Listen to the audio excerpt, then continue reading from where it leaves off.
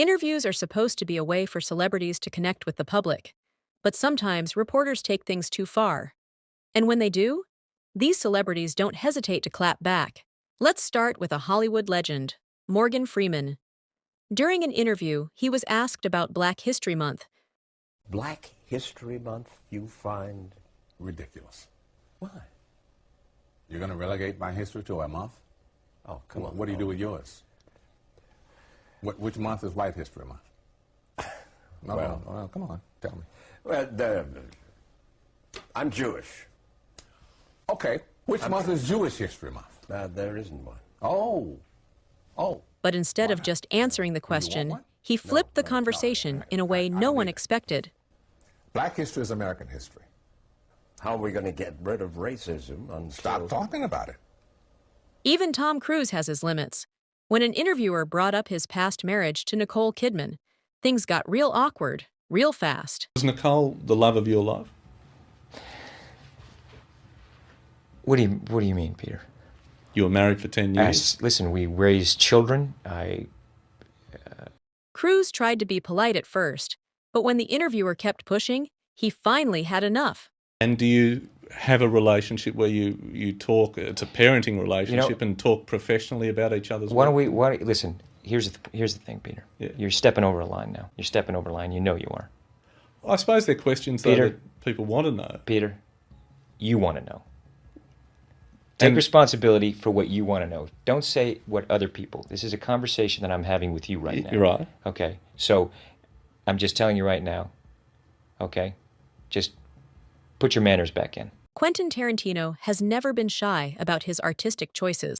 When a journalist criticized the violence in his movies, Tarantino wasn't having it. No hesitation, no explanation. Just Tarantino doing what he does best. Why the need for so much gruesome, graphic violence? Why not let us imagine a little of it? Because it's so much fun, Jan. Really? Get it? Oh, really? Okay, I'd like to see you walk down the street and get attacked by some kids who've just seen your movie. But see, Jan, you're all messed up because you're talking about real life. Oh, and I'm I see. talking And kids about at the 12, movies. You got to get it 12. straight. Now, if you want to talk about the movies, we'll talk about the movies. Okay, and if you kids want to at talk 12 about real life, can tell we'll the talk difference. about real life. Kids at 12 can tell the difference. You tell their parents that, Quentin. Hey, and it was great to talk I saw to you, movies when I was a kid, all right? I saw all the movies that I'm basing my movies on are the movies I saw as a kid. And yes, kids go to a movie theater, they can tell the difference. Maybe you couldn't when you were a kid, but I could. Okay. You know what, Jan? I don't think I made it for you. I bet you didn't, and I'm glad you didn't. But Tarantino wasn't the only one dealing with a tough question. Samuel L. Jackson had the perfect clap back when a reporter hesitated to say the N-word. There's been a lot of controversy surrounding the usage of the N-word in this movie, and no, nobody, none. The word would be. Oh, I don't want to say it. Why not? I don't like to say it. Have you ever said it? No, sir. Try it. I don't like to say it. Try it. Really? Seriously? We're not gonna have this conversation unless you say it. Will you say it? No, fuck no. That's not the same thing. Why do you want me to They're say it? gonna bleep it when you say it on your show. Say it. I can't say it. If I say it, this question it won't make air. Okay, forget it. Okay, I'll skip it. Sorry, guys. It was a good question. No, it wasn't. Michael B. Jordan had an awkward encounter when a journalist interviewing him just happened to be a former high school bully. And, you know, we know each other. We go way back all the way to Chad Science in Newark, okay? The corny kid, right? No, I did not say that. Misquoted for sure. No, you did not hear me say. I said we used to make fun of the name. But yeah, he is obviously killing things out here. Now let's talk about a moment that aged terribly, when David Letterman relentlessly mocked Lindsay Lohan about rehab. Aren't you supposed to be in rehab now? And how long will you be in rehab? 3 months. How many times have you been in rehab? Several. And how will this time be different? What are they rehabbing, first of all? What is on their list? What are they going to work on when you walk through the door? We didn't discuss this in the pre-interview. No. Lohan tried to laugh it off, but when Letterman kept pushing and pushing, she finally called him out. You have to be in rehab May 2nd. Are you going to be there? You'll be there, right? Who's taking you to rehab? You don't want to talk about that either, right? When you go to the rehab, what do they do? We're here for a movie. We have to what? Let's stay on the positive. Oh, aside from that side of the positive. Yeah. All right. Up next, we have Jonah Hill, who was absolutely done with body-shaming interviewers. Jonah Hill is an incredibly talented actor, but for some reason, interviewers always felt the need to comment on his weight rather than his work. Jonah, do you think it's important to be unattractive to be funny? Can skinny people be funny? What the man? You know, I don't understand. Can you just ask a normal question? Are you the fat guy in Hollywood still, or is everybody like look at you and they're like, oh wow, you know, this is great, now you're healthy? Do you have any other questions that are smart? First of all, you smell good, which is surprising. Why is that You do. surprising? I don't know. I just wouldn't think of a guy who would have a nice scent on, and it That's seems such a you do. I'm gonna really work hard to not take that as a shot. You know what I mean? Mariah Carey has always been private about her personal life, but during a 2008 episode of The Ellen Show, she was pressured into revealing something she clearly wasn't ready to discuss. Rumors were swirling that Mariah was pregnant, and instead of respecting her privacy, Ellen handed her a glass of champagne, trying to force an answer. The worst part? Mariah later suffered a miscarriage, making this moment even more painful in hindsight. Let's toast to you not being pregnant. If you're not pregnant, then we should. My goodness. I can't believe it. Some topics should be off limits, and Gene Simmons learned that the hard way. When a reporter asked about his past relationships, right in front of his wife, Shannon Tweed, things got awkward fast. No, it's so rude for you to joke about it. I was funny. just joking because Thank you. she's a comedian. Here, these back on. It suits you. Thanks for the question. I'm sorry. You're blaming it on me? Don't put this on me. This is all yours. You did the entire setup. Please come back here. And just like that, she got up and left, leaving Gene sitting there in shock. If there's one actor you don't want to mess with, it's Tom Hardy. When a reporter brought up his sexuality out of nowhere, Hardy wasn't having it. Your own sexuality seems a bit more ambiguous. Do you find it hard for celebrities to talk to media about their sexuality?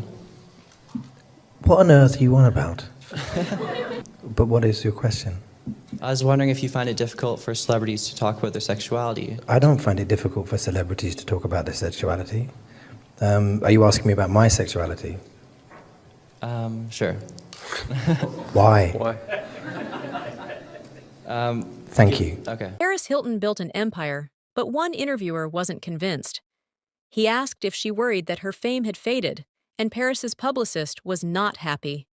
That the people who have followed in your footsteps, like Kim Kardashian, are overshadowing you? No, not at all. There's been some talk about the ratings in the show being low. Has that upset you? No. Never a feeling of, do you ever worry about your moment having passed? You want to wrap up? When I was curious about one thing going back to... Hilton didn't even need to respond. Her team knew when it was time to shut things down. Next up, we have Anne Hathaway, who had to deal with an interviewer's creepy obsession with her fitness routine. Instead of asking her about her acting, all he cared about was how she got in shape. Anne Hathaway was promoting The Dark Knight Rises, but instead of talking about her performance, the reporter kept pressing her about her diet and workout routines. You are in phenomenal shape. Thank you. You're very gracious. You're always in great shape, but you had to make sure you were in perfect shape for this one, didn't you? It wasn't about being in perfect shape. It was about being able to do the stunts and the fighting perfectly. Is there a certain regimen you put yourself through in terms of the diet, the workout? What is the feline fitness regime? A lot. It's all the boring stuff that no one ever wants to do. It's just watch what you eat and get yourself to the gym. Any particular Are workout? you trying to lose weight? Well, like, what's the deal, man? You look great. No. No, seriously. We have to talk about this. What do you want? Are you trying to fit into a cat suit? Matt Lauer had a reputation for crossing boundaries, and during an interview with Sandra Bullock, he made things downright uncomfortable by repeatedly bringing up her nude scene. The major thing that's changed since you were here last? Yes. I have now seen you naked. And I'm so sorry about that. I have seen you naked. Were you able to sleep afterwards? Why are you looking down? Bullock tried to keep it professional, but looking back, yikes. I watched it last night. It is a lot of fun. Did I mention you have a nude scene? in this movie? Pretty much from the time you opened your mouth. Yeah. Sandra. And finally, Robert Downey Jr. was just trying to promote Avengers when an interviewer started digging into his past struggles.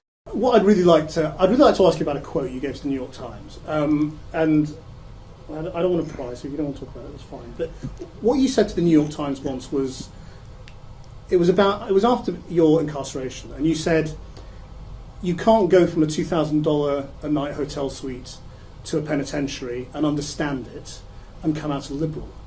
Does that mean you're not a liberal, or that you came out of prison not being a liberal? Are we promoting a movie?